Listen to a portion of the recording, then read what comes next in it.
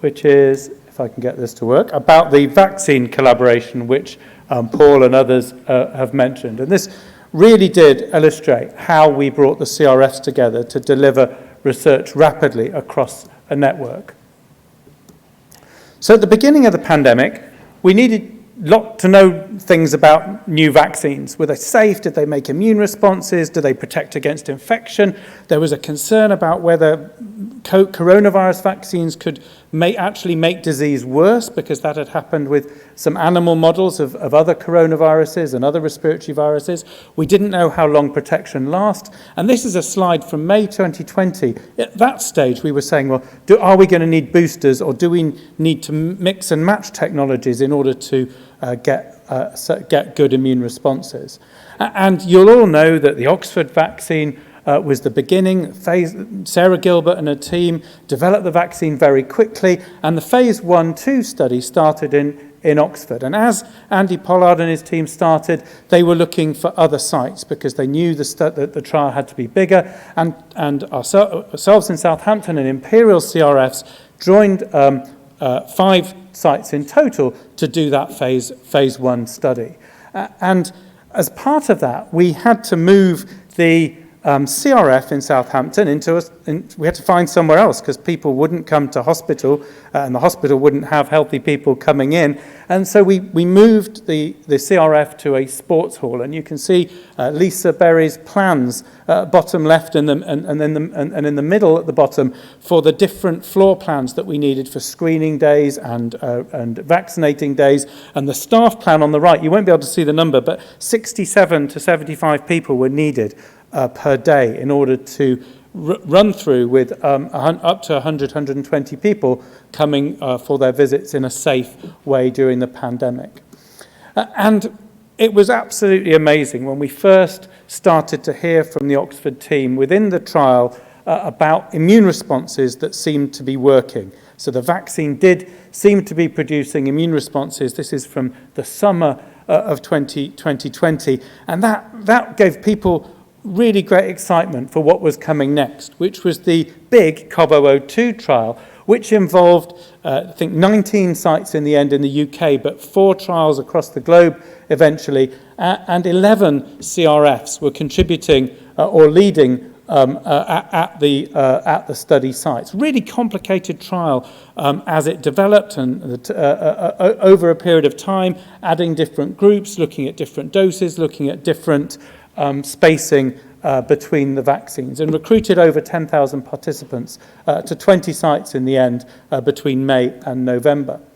And at the same time as the Oxford vaccine, it was clear that there were lots of different technologies involved and lots of different vaccines. I'm not going to talk all the way through them, but the vaccine task force was set up under Kate Bingham to actually secure for the UK different vaccine technologies so that we would be able to have something that worked, if one of them worked, because it was a big if at that time, to use in the UK population.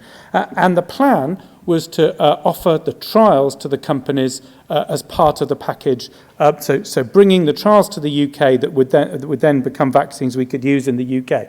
Now I'm going to show you this slide. This is the VTF confidential plan at the time. And you might see on the left-hand side submarine names. So what was really odd about this period of time was we'd go as a group of vaccine investigators, we'd go to meet with VTF, and they'd be talking in code using submarine names, and they were all supposed to indicate vaccines, and we wouldn't have a clue what they were talking about, and we kept on having to say, sorry, which vaccine was that? But ended up with a national network, an NIHR network with the CRFs at the heart of it for COVID vaccine delivery that encompassed the whole of the UK, England, Scotland, Wales and Northern Ireland. So the 15 CRN regions plus the CRFs within them and the devolved nations. And of course, to do vaccine trials at the time, we needed research coordination and governance, the staff, finding the location and the logistics, but really importantly for vaccine trials, providing 24-hour on-call and actively monitoring subjects for infection, which if we're going to do network vaccine trials in the future,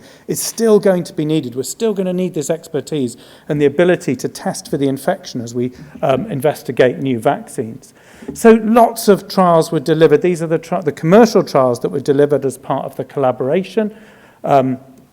And also came along the request from VTF and NIHR and Department of Health to the National Immunisation Schedule Evaluation Consortium, or NISEC, led by my colleague Matthew Snape in Oxford, to do some mix and match trials to develop policy, so to find data that JCVI, the Joint Committee on Vaccination and Immunisation, could use to make decisions for the UK population.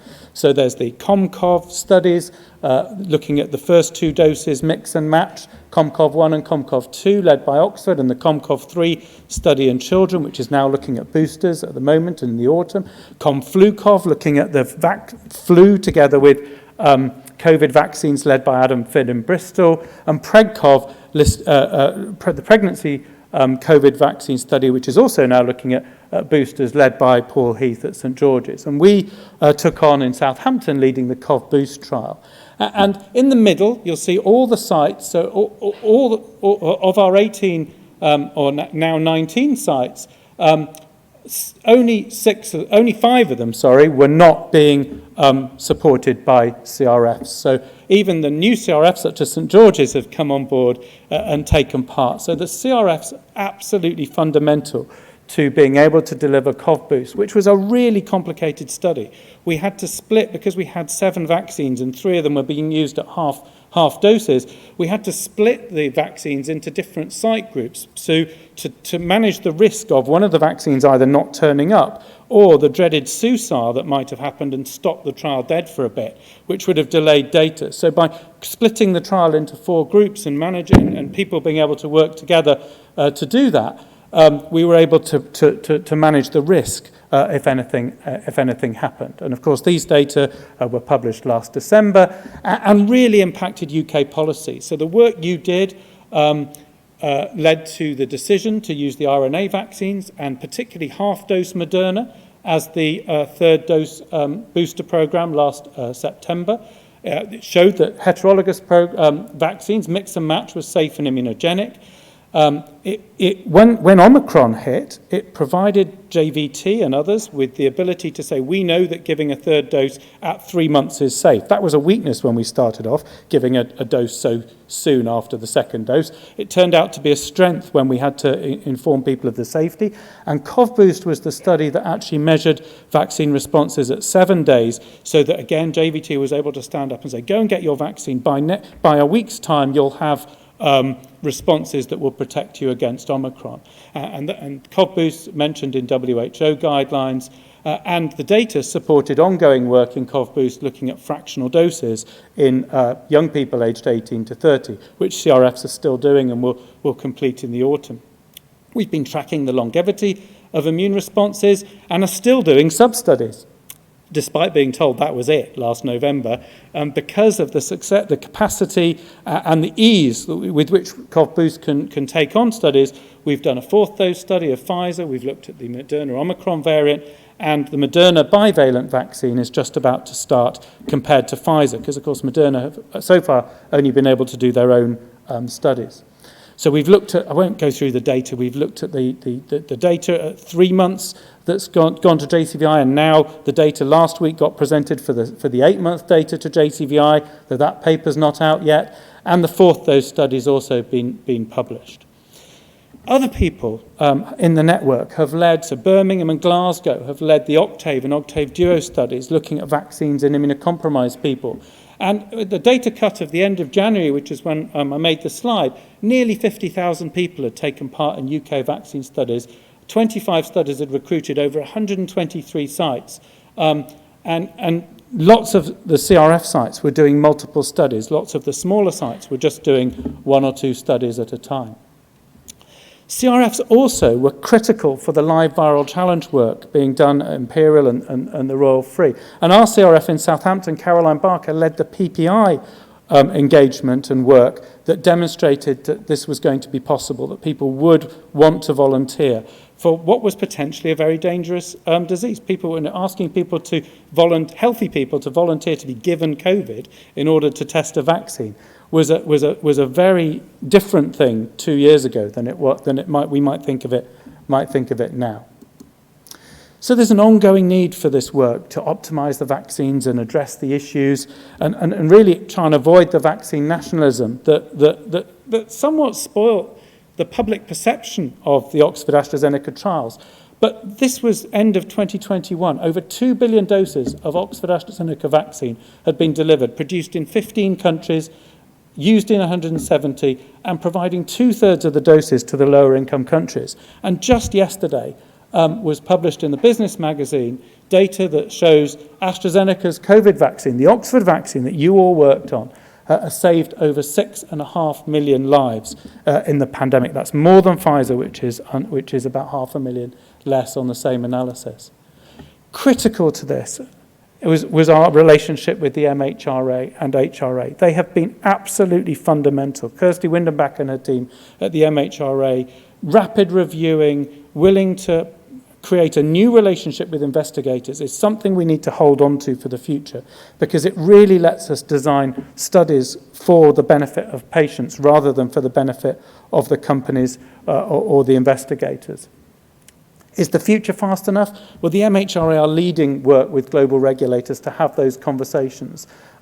We do need to adjust the system to benefit collaboration. We need the regulators to start demanding mix and match studies alongside the company's own vaccine testing if we're going to get the benefits of some of the pandemic research. And of course, we haven't done very well at testing vaccines early in vulnerable populations. So the way that expert advisors and panelists and public opinion are involved also needs to change. It needs more of a voice. And the manufacturers are definitely willing to engage in this. But not all of them, but most of them are. And there'll be some really exciting work in the future pushing forward joint vaccine work in the United Kingdom. For us as CRFs, collaboration was critical. Our expertise in the complex trial delivery, including for symptomatic visits. We supported new PIs to develop network trials and can continue to do that, bring forward PIs and CIs in the future, and nurse-led PIs if appropriate for the studies. We worked, CovBoost showed that if we get the research costing right and resources, they're really important for people to be able to deliver on top of everybody's workload. And one lesson from the pandemic is if you sit on a grant panel, and this is for my academic colleagues really, don't go with the cheapest study. Go with the study that's actually got the costing right to deliver the research. And that's invariably not the cheapest study. And panels need to change their mindset about that. The phase 1 framework that we've developed as a CRF was fundamental to it's fundamental to our work going forward, but was used for the Valneva phase 1 trial as a successful pilot where one CRF went through the governance and shared that with others so that not everybody had to convene the early phase safety committee to be able to manage that through the framework. And we showed that CRFs can support smaller sites and regional networks to widen access to complex trials. And that's clearly going to be important for all our work, not just vaccines on the future. So I'm going to stop there, having gone a couple of minutes over. Apologies to you all, because that might go into your lunch. Thank you again to all the CRFs involved. That's vaccines. And I'm just going to ask you to hold your applause, because we're going to go time. So we're going to go on to Agile, which is the next platform. And I'm going to get Richard to come towards the stage, because also really critical to the COVID joint work was the ability for CRFs to work out where to do trials best. And for various reasons, the Southampton CTU, Clinical Trials Unit, had been involved with the Respiratory Translational Research Collaboration to develop what they thought was going to be the phase 1 platform. And the CTU director said to me, can you do this, Saul? And I was like, actually, do you know what? The best place for this is going to be where you've got the academic expertise in Sai-Ku, who is the person who knows about antivirals in the UK, and the Liverpool CRF is where Sai works alongside. And so Richard's going to tell us about the Agile platform.